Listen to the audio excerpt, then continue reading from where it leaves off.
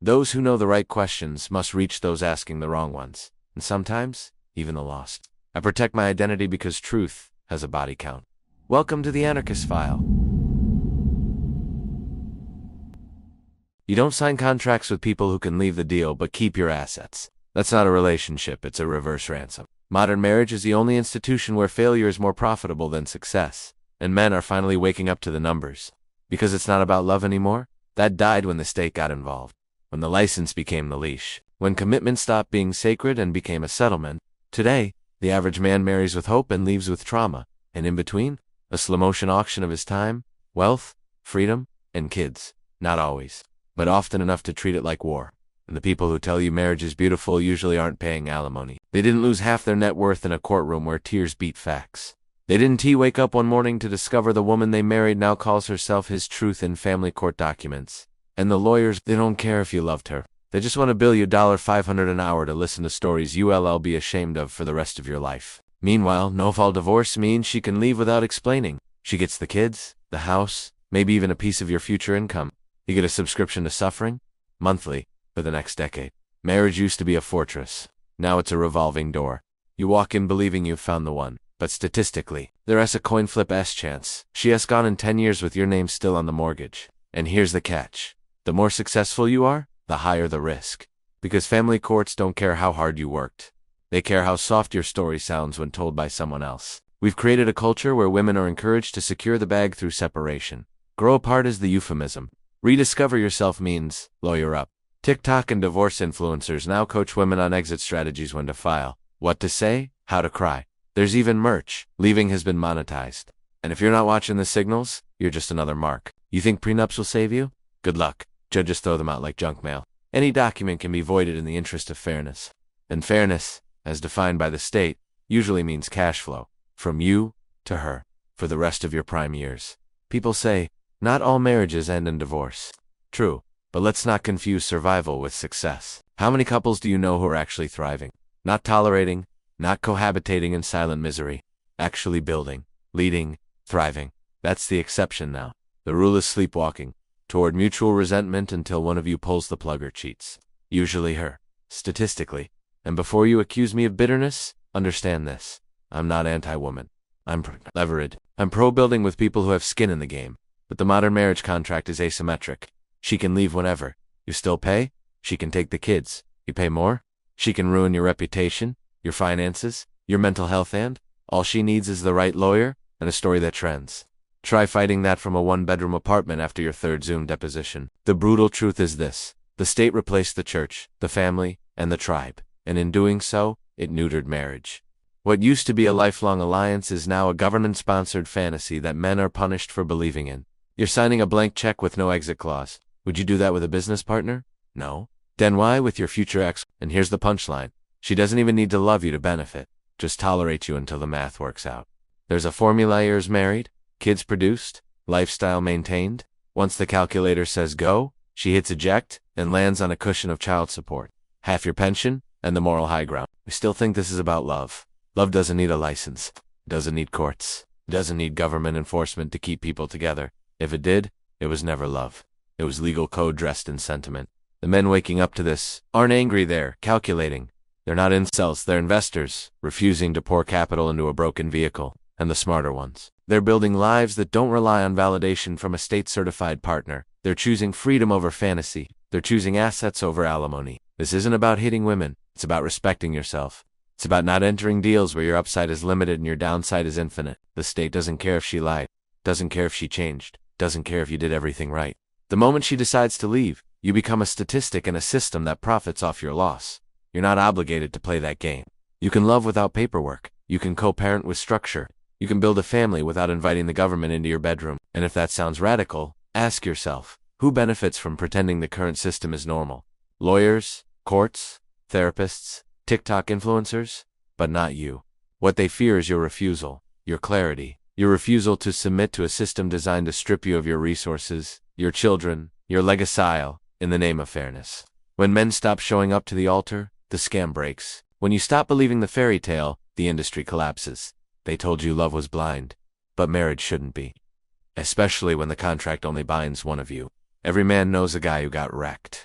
The friend who went from gym rat to ghost in his own life after the divorce. The coworker who used to crush it in sales, now half asleep in court-ordered parenting classes. The uncle who used to crack jokes at Thanksgiving, now sipping beer in silence, weekends lonely and supervised. Every man knows the cautionary tale, but few speak it out loud. Because to say the quiet part that the system is rigged against men is to invite mockery from people who have never been handed a court order with their child's name in bold. It starts when the license expires. The vows fade. And suddenly, you're not a father, you're a visitor, a guest in your own child's life. Twice a month if you're lucky, supervised if you're not. Doesn't matter if she cheated, lied, manipulated, or moved in with her yoga instructor. You'll still pay, because courts don't care about justice. They care about precedent, and the precedent is, fatherhood is optional. Payment is not. Let's be clear. The system doesn't just fail. It punishes them for believing it wouldn't. You thought if you loved hard, worked harder, stayed loyal, it would be enough. But this isn't a meritocracy. It's a racket. The family court doesn't reward virtue. It redistributes resources, and if you think showing up with facts and logic will save you, you haven't read the fine print. In this arena, feelings win. Optics win. And if she plays victim better than you play stoic, the gavel will fall against you. People say, just be a good dad. As if presents were protection. As if courts didn't routinely hand custody to mothers who can hold down a job or maintain sobriety, while fathers with full-time incomes and spotless records get relegated to weekends and birthdays. As if a man's bond with his child wasn't viewed as secondary, optional, replaceable. There's no due process in family court. No presumption of innocence. No accountability for false accusations. She can claim you emotionally abusive. A phrase so vague it means nothing, and suddenly you're one restraining order away from supervised visitation and an ankle monitor. The bar for male guilt is low. The bar for female consequence is subterranean. And the worst part, you're not allowed to speak. The moment you push back, you're controlling. If you raise your voice, you're threatening. If you show emotion, you're unstable. Every instinct you have to protect your child, to defend your legacy, to assert your role is pathologized, and you better smile while writing those checks, or you, LAL. Find yourself back in court explaining why child support is late while your ex posts vacation selfies in Tulum. They call it the best interest of the child, but what they mean is maternal preference. Because if they really cared about children, they wouldn't rob them of their fathers. They wouldn't reduce paternal bonds to invoices and visitation logs. They wouldn't build a system that incentivizes single motherhood, then blame men for walking away from a game rigged to humiliate them. The cost isn't just financial, it's spiritual. You start to question yourself. Was I too harsh? Did I work too much? Did I miss the signs? And the culture feeds that guilt? You'll be told to man up, to be there anyway, to do it for the kids. But no one tells her to stop weaponizing the kids. No one tells her to stop using family court as a bludgeon. Because in the public narrative, fathers are disposable. And disposable men don't get sympathy, they get invoices. So what do men do? Some disappear, numb themselves with work, with alcohol, with silence. Others fight until they're broke, then fight some more. A few win, most settle. They settle for being told when they can see their own blood. Settle for paying for a house they're not allowed to enter. Settle for watching their kids grow up through text messages and photo albums. And the world tells them, this is what you signed up for, but it doesn't have to be this way. The quiet revolution is happening. Men are talking, in group chats, in podcasts, in gym locker rooms. They're sharing data, they're comparing notes, they're building war chests before proposals, vetting, strategizing, documenting. The illusion is breaking. Marriage isn't sacred anymore. It's tactical. And any man entering it blind deserves the pain that follows. High-value men are adapting. They don't rush the altar. They co-parent with leverage. They use contracts, not promises. They avoid jurisdictions that treat them like sperm donors, with wallets. They build networks, legal teams, and exit plans before the first date even leads to breakfast. This isn't paranoia, it's wisdom, because when the stakes are your legacy, your children, your sole naivety, is negligence. The cultural shift is coming. Not because of legislation, not because courts will suddenly grow a conscience, but because men are opting out, quietly, strategically. They're building parallel lives that don't depend on romantic idealism or government paperwork. They're reclaiming fatherhood on their terms, and the system, it's panicking. Because every man who refuses to play is one less man feeding the beast. They can mock, they can shame, but they can't argue the math. 1 in 2 marriages fails. Most family courts favor the mother. The average man loses more than just money, he loses peace, presence, and purpose. And when you repeat that across millions of households, across decades, the ripple effect is generational. The fatherless generation is already here. And no, it's not because men disappeared. It's because the system made staying impossible. There is a reason the strongest men you know say the least about their pain. Not because they have none, but because they know something the culture forgot. Emotion is not an asset when you re a man. It's a liability. And the world doesn't offer refunds on vulnerability. They tell boys to open up, to cry, to be soft. As if the world won't weaponize that softness the moment it's convenient. As if employers, partners, and rivals don't interpret male sadness as weakness. This is the modern contradiction. Society asks men to be emotionally available, then punishes them when they are. Therapy? Sure. But ask yourself, does it help, or does it soften? Does it solve, or sedate?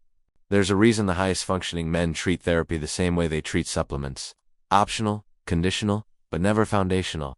Because the real work isn't done on a couch. It's done under a barbell. It's done at 5 a.m., before anyone's awake. It's done when no one is watching and no one is clapping. Stoicism didn't come back into fashion by accident. It came back because men were dying quietly, invisibly, and in record numbers. Depression disguised as productivity. Anxiety masked as sarcasm. Suicide notes written in monthly subscriptions and ghosted texts. When nothing feels real, the only thing left is control. That's what Stoicism gives you. The illusion of control in a collapsing world. But it's not just illusion, it's armor. And armor isn't for aesthetics. It's for battle. The modern man lives on a battlefield with no front line. Every interaction is a potential liability. Every weakness, a potential headline. So we adapt. We harden. Not out of toxic masculinity, but because the alternative is collapse. You either become your own therapist or you get assigned one by the court after you snap. The culture hates this. It wants men to be emotionally naked while pretending the world is safe. But men know the world isn't safe. Not emotionally. Not economically. Not romantically. One mistake and you're a meme. One accusation and you're unemployed. One breakdown and you're unfixable in the eyes of the people who once called you strong. So we don't break down. We refine. We systematize. We analyze. The modernized status man doesn't run from emotion. He repackages it into execution. Anger becomes business plans. Loneliness becomes gym PR. Grief becomes mission. That's stoicism, not numbness, but transmutation. Taking chaos and turning it into capital. And no, it's not always healthy, but it works. And for most men, working beats healing. Because healing is expensive. It's time-consuming, and it doesn't guarantee outcomes. Meanwhile, lifting, building, earning those, give you results. Tangible, measurable, respectable. That's the new masculinity, competence over catharsis. Still, they mock it. They say it's repression. That real strength is showing emotion. But ask them this, when's the last time a crying man got a raise? When's the last time he got chosen over the composed one? When's the last time emotional exposure led to power? Because in the real world, the one with rent, rejection, and risk power protects, tears do not. This is what Stoicism teaches. That your emotions are real, but not relevant to everyone. The suffering is personal, but response is strategic. The silence, in a world of noise, becomes signal. High-status men speak less, because they know the more you say, the more can be used against you. This isn't paranoia, it's pattern recognition. Men don't need safe spaces, they need strong strategies. Environments where they can build, lead, and protect without being shamed for existing. They don't need to be told they're broken, they need to be shown what works. And right now, what works is discipline. What works is sovereignty. What works is becoming ungovernable not by others, but by your own demons. That's why the gym feels more like church than most churches. It's where men reclaim control, not just of their bodies, but of their stories. Every rep is a prayer. Every set is proof that pain can be managed, measured, molded. You don't cry under the barbell. You rise. And when the world sees that rise, it respects it even if it never understands it. Because deep down, even critics crave the masculine energy. They mock the calm certainty. The unshakable presence, the silence that says, I've seen worse and survived it. That's what makes stoic men dangerous. They don't flinch. And in a culture addicted to reaction, composure becomes rebellion. So no, this isn't about bottling it up. It's about building a container that holds the storm. Letting your emotions be inputs, not outputs. Fuel, not fire. The stoic man doesn't deny emotion, he disciplines it. He gives it a job. And that job is to serve his purpose, not sabotage it. Men aren't broken for feeling less. They're built that way for a reason. The evolution didn't ask for sensitivity, it asked for resilience. It asked for the guy who runs into the fire, who buries friends without breaking, who holds the line when no one else can. It doesn't mean he's hollow. It means he's needed. And in a world of fatherless boys, broken men, and aimless influencers, the stoic archetype isn't outdated, it's endangered, which makes it all the more necessary. There's a reason why young men aren't listening to teachers, therapists, or public intellectuals anymore. They're listening to warlords. Digital ones. But warlords nonetheless. They're not drawn to calm guidance, they're magnetized by dominance. Swagger, certainty, men with sunglasses, Bugatti, Private jets and unapologetic voices who speak like generals in a war the rest of the world pretends docility exists.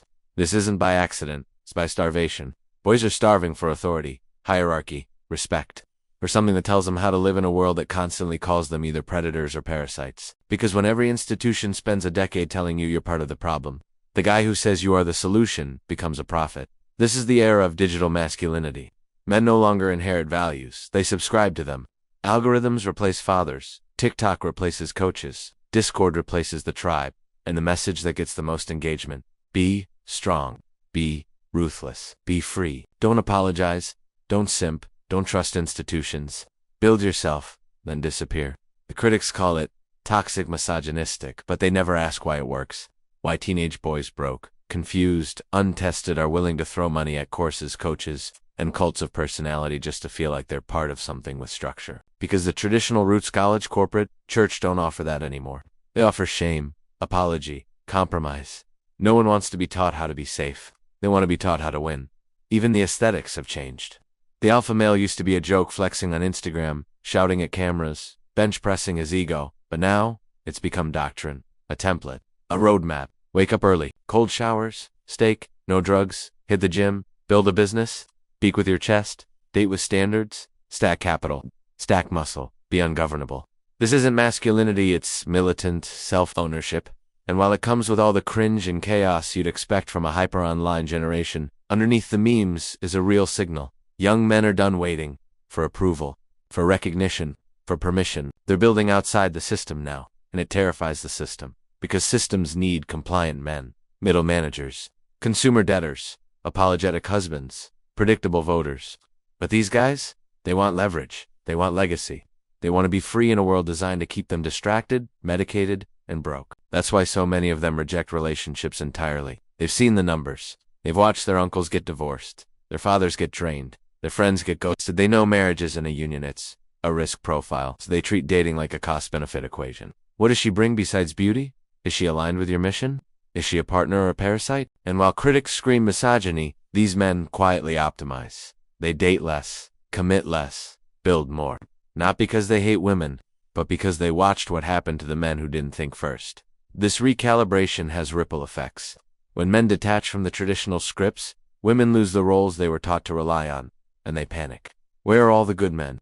They ask. The answer is, they're in monk mode, building, lifting, leading. They're not at the club, they're not swiping right. They're in the arena, sharpening tools, and disappearing from the noise. Because alpha now doesn't mean loud, it means sovereign, it means untouchable.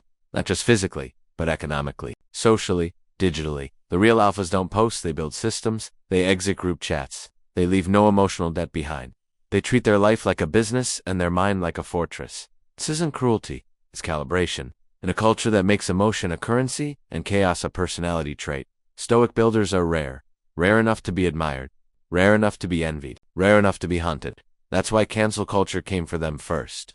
Because a man with no vices, no apologies, and no leash is ungovernable. You can't shame him, you can't distract him, you can't even fully understand him. He's speaking a language the system tried to erase. Merit, discipline, hierarchy, and the best part, this movement can't be regulated.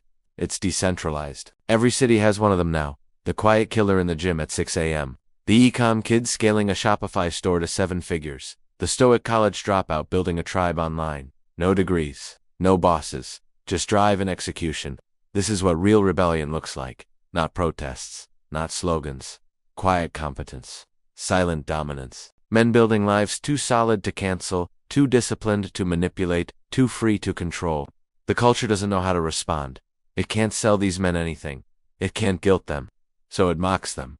It calls them incels, red-pilled extremists. But none of that matters. Because these men stop seeking labels. They only care about outcomes. They don't want to be understood. They want to win. And for the first time in decades, they're doing it on their terms. You were never broken. You were bored. You were never lost. You were lied to. They told you to sit down, shut up, say sorry, be safe, be soft, and call that growth. But something in you never bought it. Something primal, quiet, unshakable. You were waiting, not for permission but for proof, that it wasn't just you, that the game really was rigged, that your instincts weren't toxic, they were ancient, that your urge to build, to protect, to dominate wasn't pathology, it was power. Now the illusion's fading. The mask is slipping, and men are remembering. Not all at once, but fast enough. We've watched marriages become mugshots, courts become casinos, therapists become priests of soft failure, institutions fall, masculinity mocked, fathers erased. And for a while, we tolerated it. We coped. We played along, smiled through layoffs, paid our taxes, took our meds. But deep down, we were watching. We were tracking the breach in the system. And when enough data stacked up, we made a different calculation. It's not about going back. That's gone. It's about going forward. Without asking for directions, this generation won't be polite about it. They don't need a syllabus on masculinity. They don't need corporate-sponsored vulnerability. They don't want podiums or plaques or pats on the head. They want terrain, leverage, brotherhood, results. They want to take up space in a world that told them shrinking was virtue. Because here's the truth that kept getting louder. You can shame a man who doesn't need your approval.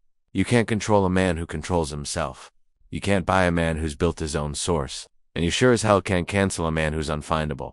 Sovereignty isn't a slogan. It's a lifestyle. You feel it now, don't you? The urge to unplug, to break patterns, to turn silence into strength, pain into focus, discipline into dominance. Not for clout, but for continuity. Because the real masculine renaissance won't be televised. It'll be private. In back rooms, weight rooms, war rooms, built-in cash, cold plunges, and clarity. No more asking, no more explaining, no more performing a weakness. You don't believe in, for a world that doesn't believe in you. You're not here to apologize for your instincts. You're here to wield them. You're not here to beg for love. You're here to build on terms. That one turned to quicksand the moment you're no longer useful. You're not here to be agreeable. You're here to be exact. 2. The fathers stripped from their kids. You are not forgotten.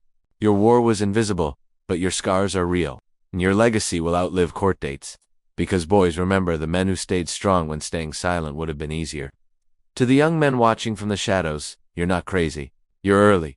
And every moment you spend getting stronger, quieter, more calculated to getting closer to a life that no algorithm can predict and no system can steal. This is the age of opting out. Not with rage, but with readiness. And what comes next isn't a movement, it's a migration. From dependency to sovereignty. From shame to strategy, from collapse to command. Because when you stop waiting for the world to love you and start building a world that respects you, you win. The story isn't over. This was the Anarchist File.